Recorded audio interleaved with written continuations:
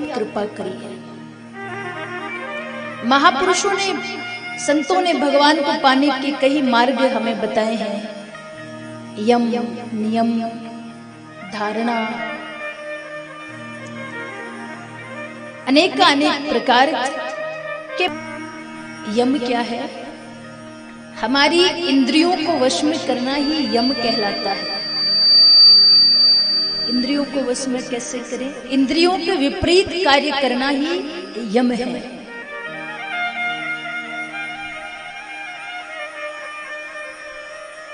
ये आंखें, ये भी तो इंद्रिय है। अगर हमारी आंखों को चाह हो रही है कि मैं कुछ अलग, कुछ दृश्य देखूं, आंखें जो देखना चाहती है और सुनना चाहते हो, किसी की बुराई सुनना चाहते हो, चुगली सुनना चाहते हो, वो ना सुना करके इसे भगवान की कथा सुनाना। ये जिह्वा भले खूब गालियां सुनाना चाहती हो, पर ये ना बोल करके हरि का कीर्तन अपनी जिह्वा से बुलवाना, ये है इंद्रियों को वश में करना। जिह्वा भले खाने के लिए खीर मांग रही हो, जब वो मांगे उस समय ना दे करके उसको करेले की सब्जी खिलाना, ये है इंद्रिय को वश में करना, अर्थात इंद्रिय के विपरीत जाना। अगर इंद्रियों को हर वस्तु जैसे वो चाह करे और हम उनके सामने उपलब्ध करा दे, तो इनकी चाह और बड़ी करना। दूसरा है नियम। महापुरुषों के मुखारविंद से सुना है कि अगर कोई व्यक्ति 12 वर्ष तक किसी एक ही नियम पर चले तो उस नियम को वो सिद्ध कर लेता है। महाभारत में भी ये प्रसंग महापुरुषों ने गाया है। गंगापुत्र भीष्म ने कहा है, अगर कोई व्यक्ति अपने जीवन में नित्य एक नियम धारण कर ले कि नित्य उठ करके मुझे ये काम करना है, उठ करके 5 बार मुझे भगवान की माला करनी है, 5 बार भगवान का नाम लेना है, अगर वो नियम धारण करके रखेगा तो 12 वर्ष में वो नियम सिद्ध हो जाएगा। फिर जो चाहेगा उस नियम के तहत वो करवा सकता है। कई बार हम कहते हैं फलाने व्यक्ति ने सिद्धि प्राप्त कर रखी है। हमारे बीच में तो ज्योतिषाचार्य जी भी बैठे हैं। मनीष भैया बता रहे थे कि दुनिया भर का ज्योतिष जानते हैं आप श्री, और इन जैसे ज्योतिषी ही हमें कहते हैं कि जीवन में यदि नियम होगा तो कठिन से कठिन काम भी आप कर सकते हैं। सत नियम हो, अच्छा नियम धारण करें। एक बार कथा चल रही थी तो कथा में व्यास जी ने कहा कि अगर 12 वर्ष तक कोई एक ही नियम का पालन करे तो उसका उद्धार हो जाता है, नियम सिद्धि हो जाती है, किस्मत के बंद ताले, बंद दरवाजे खुल जाते हैं। तो एक बेचारा सीधा साधा व्यक्ति पंडाल में बैठा था, उसने विचार किया कि गुरु जी ने कहा है तो मैं भी कोई नियम धारण करूं। ध्यान से सुनिए, बड़ी अच्छी कथा है। बड़ा सीधा साधा था, कुछ समझ नहीं आ रहा था कि नियम क्या धारण करूं। घर चला गया, रात में विचार करता रहा कि कौन सा नित्य का एक नियम बनाऊं। समझ में नहीं आया, सो गया। सुबह जब उठा तब भी उसके मन में वही चिंतन चल रहा था कि क्या नियम धारण करूं। जब उसने अपने घर के, अपने कमरे की खिड़की खोली तो उसके घर के सामने कुम्हार का घर था। जैसे खिड़की खोली तो उसे आंगन में कुम्हार अपना काम करते हुए दिखा, मिट्टी के बर्तन बनाते हुए दिखा। तुरंत उस व्यक्ति ने विचार किया कि ये नियम बहुत बढ़िया है, मैं नियम धारण कर लेता हूँ कि 12 वर्ष तक रोज उठूंगा और अपने दिन की शुरुआत इस कुम्हार को देखकर ही करूंगा। देखता हूँ कुछ भला होता हो तो हो जाएगा। बड़ा दुखी हुई, बड़ा परेशान था, आर्थिक स्थिति बहुत कमजोर थी। अब उसका रोज का नियम हो गया, वो सुबह उठता है, अपने कमरे की खिड़की खोलता है, पहले कुम्हार का मुंह देखता है। कुम्हार का मुंह देखने के बाद वो दिन की शुरुआत करता है। खूब समय बीत गया, चलता रहा। एक दिन जब वो सुबह सुबह उठा, अपने कमरे की खिड़की खोली तो देखा कि आंगन में कुम्हार नहीं बैठा है। सामान रखा है पर कुम्हार नहीं बैठा। जैसे कुम्हार नहीं दिखा तो उसने अपनी आंखों पर हाथ रख लिया, अरे मेरा तो नियम टूट गया होता। अभी अगर कोई दूसरा सामने आ जाता तो मेरा नियम टूट जाता। मेरा नियम था कि मैं एक ही कुम्हार का चेहरा देखूं। अब वो आंखों पे अपना हाथ रखे, आंखें बंद करके कुम्हार के घर तक पहुंच गया। बंद आंखों में ही कुम्हार की पत्नी से पूछा कि तुम्हारा पति कहाँ है, जो रोज आंगन में बैठ करके बर्तन बनाते हैं, वो कहाँ है?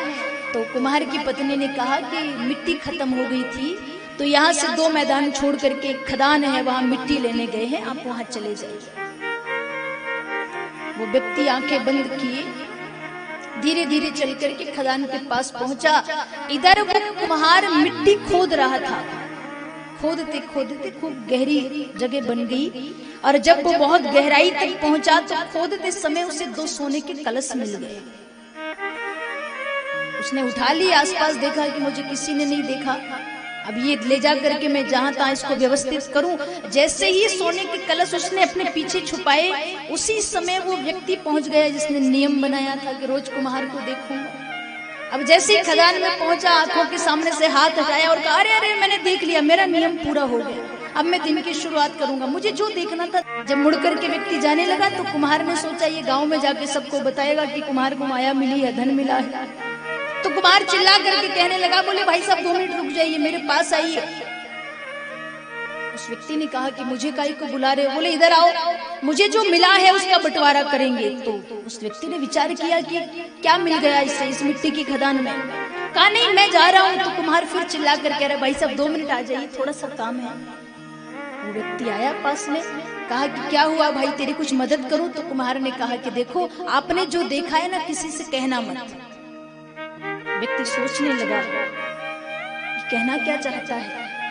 कुम्हार ने कहा कि मैं जानता हूं आप यहाँ क्यों आए थे और आपको क्या देखना था, आपने देख लिया, पर किसी से कहना मत। मुझे 2 कलश मिले हैं, एक कलश आप रख लो, दूसरा कलश मैं रख लूं, पर ये जो बात है कि मुझे सोने का कलश मिला है, ये हम दोनों के अलावा तीसरे तक नहीं पहुंचनी चाहिए। सोने का कलश उस गरीब व्यक्ति को मिल गया, वो कलश लेकर के घर आ गया, अपने कमरे में बैठ करके विचार करने लगा कि संत की वाणी सुनकर के मैंने एक नियम धारण किया। वो नियम सदनियम नहीं था, मैंने अपनी मर्जी से कि कुमार का मुंह देखना है, बस एक मन के सुलझाव के लिए, मन के सुझाव के लिए मैंने एक ऐसा नियम धारण कर लिया जो पूरा मुझे मेरी गरीबी से इस सोने की कलश तक ले आया।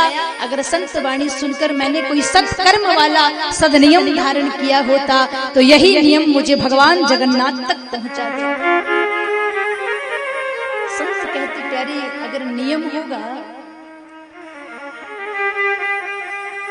तो कल्पना जो नहीं करी होगी वो भी मिल जाएगा।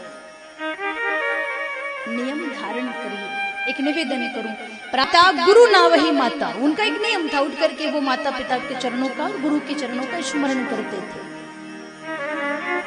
माता पिता गुरु ना वही माता। संत कहे चौपाई गाते हो कि उस चौपाई को जीवन में धारण भी कर रखे? बोले मतलब ये कि बस चौपाई ही गाते हो कि माता पिता के चरणों को कभी छुआ भी है जाके? तो कहते नहीं, माता पिता से तो हमारी ज्यादा बनती नहीं है, उनसे तो बातचीत बंद कर रखी, बस चौपाई गा लिया करते हैं। तो ये नियम नहीं है, ज्यादा कुछ नहीं करना है। आप तो एक नियम धारण करिए, उसके द्वारा तो वो धारण करें, और नहीं तो आप एक नियम रखिएगा कि प्रातः काल जब आप उठे तो अपने दोनों हाथों को आपस में मले, आंखें खोलने से पहले हाथों को मलने के बाद अपनी हथेलियों का दर्शन करें। कराग्रे बास्ते, हमारे हाथों में ही भगवान गोविंद है, हमारे हाथों में ही माँ लक्ष्मी है, हमारे हाथों में ही माँ सरस्वती है। रोज का नियम बना लीजिए, उठेंगे, उठने के बाद जब आंखें खोलें उससे पहले हाथों को आपस में मलें और फिर अपनी हथेलियों को थोड़ी देर के लिए देखें, उसके बाद अपना नित्य का काम करें। ये नियम बना लीजिए। संत कहते प्यारे,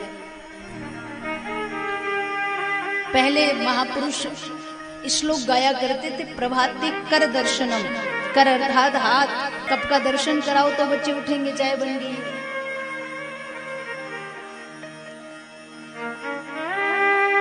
अपने घर के बालकों को भी कुछ नियम सिखाइए। आजकल की जो युवा पीढ़ी है, आजकल की जो जनरेशन है, बहुत कम, आजकल के युवाओं के मन में बहुत कम भक्ति, बहुत कम धार्मिक प्रवृत्ति आपको देखने को मिलेगी। अगर मानते भी होंगे तो विश्वास नहीं करेंगे कि हाँ ये सत्य है या भगवान थे। कई सारे युवा तो कहते कि भगवान तो काल्पनिक हैं, भगवान हुआ ही नहीं करते थे। तो हमारे बालकों को भी आप शिक्षा दीजिएगा। सुनाती थी, लौरिये सुनाती थी तो भगवान की कहानियां सुनाती थी, और वही कथाएं, वही कहानियां उन कथाओं का जो सार होता था, उन कहानियों का जो सार होता था, वही बालकों के जीवन को प्रज्वलित करता था। आजकल दादी नानी के पास भी समय कहाँ बचा है। आजकल अगर बच्चा खूब रो रहा है तो एक ही उपाय है, मोबाइल चला करके उसको पकड़ा देंगे। पहले के बच्चे भगवान का भजन करते करते बड़े होते थे, भगवान की कथा, भगवान की कहानियां सुनकर बड़े होते थे, तो भगवान जैसे गुण होते थे। आजकल के बच्चे कार्टून देख करके बड़े हो रहे हैं, तो कार्टून ही पैदा हुआ, समझो सारे गुण कार्टूनों जैसे हैं। संत कहते प्यारे, पहली बात तो ये कि मोबाइल फोन की दुनिया से छोटे बच्चों को दूर रखें। कई सारे बच्चे आए दिन न्यूज में, पेपर में, सोशल साइट पे कहीं ना कहीं आपको ऐसी खबर मिलेगी कि फला शहर में आज एक छोटा बालक गेम खेलते समय डिप्रेशन में चला गया। ये मोबाइल की लत बहुत बुरी है। छोटे बच्चों को तो विशेषकर मोबाइल से दूर रखें। रो रहा, थोड़ा बड़ा हो जाए, 5-7 साल का हो जाए, तो घर में जो मंदिर है ना, उसका दीपक, उसकी धूप बत्ती आप बालक के हाथों से करवाइए। भले आप पास में बैठे, उसको बताओ बेटा भगवान को दीपक क्यों जलाते हैं। अच्छा, हम भगवान के मंदिर में दीपक क्यों जलाते हैं पता है आपको? हमें लगता है कि मंदिर में हमारे द्वारा अगर एक दीपक जलेगा तो क्या उसके मंदिर में उजाला होगा? नहीं। दीपक का तो अर्थ ही ये है कि हम भगवान के मंदिर में दीपक इसलिए जलाते हैं, अंधेरा भगवान के मंदिर में नहीं है, अंधेरा तो हमारे मन में है। दीपक का अर्थ है, दीपक जला करके हम भगवान से प्रार्थना करते हैं, हे परमात्मा, ये जो दीपक का प्रकाश तुम्हारे मंदिर में जिस प्रकार फैल रहा है ना, मन का अंधकार दूर भाग जाए और हमारे जीवन में भी भक्ति का प्रकाश हो जाए, हम भी आनंद से जिए।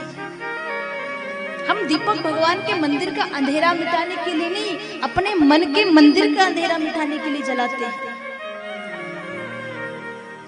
कई बार तो भक्त कह देते हैं, बोले हमें इतना समय नहीं होता कि हम पंडाल में बैठे कथा सुने या जहाँ कथा हो रही हो वहां जाए, हम तो हमारी टीवी पर, हमारे फोन पर ही सुन लेते हैं। तो क्या टीवी पे कथा सुनते हैं तो पुण्य नहीं मिलता, ज्ञान नहीं मिलता? तो एक महापुरुष ने बड़ी अच्छी बात कही, ज्ञान तो मिलता है। कान श्रवण कर रहे हैं तो ज्ञान मिलेगा, पर टीवी पर कई बार एक छोटा सा ब्रेक आएगा, उसमें आपको बताएंगे भांति भांति अगरबत्तियां, भांति भांति धूप बत्तियां आपको उसमें दिखाएंगे। वो धूप बत्ती आपको दिखेगी भी सही, उसमें जो धुआं निकल रहा है वो भी आपको दिखेगा, पर क्या उस धूप बत्ती की सुगंध आपको मिलेगी? नहीं मिलेगी। बस दिख रहा है कि हाँ ये बढ़िया है। सुगंध कब मिलेगी? जब आप खुद उसके पास चल करके जाएंगे। ऐसे ही भगवान की कथा, भगवान का स्वरूप हमें अपने टीवी पर, मोबाइल पर दिख तो रहा है, पर यदि भगवान की भक्ति की सुगंध लेनी है प्यारे, तो फिर तो आपको शिव पहाड़ी आना ही पड़ेगा।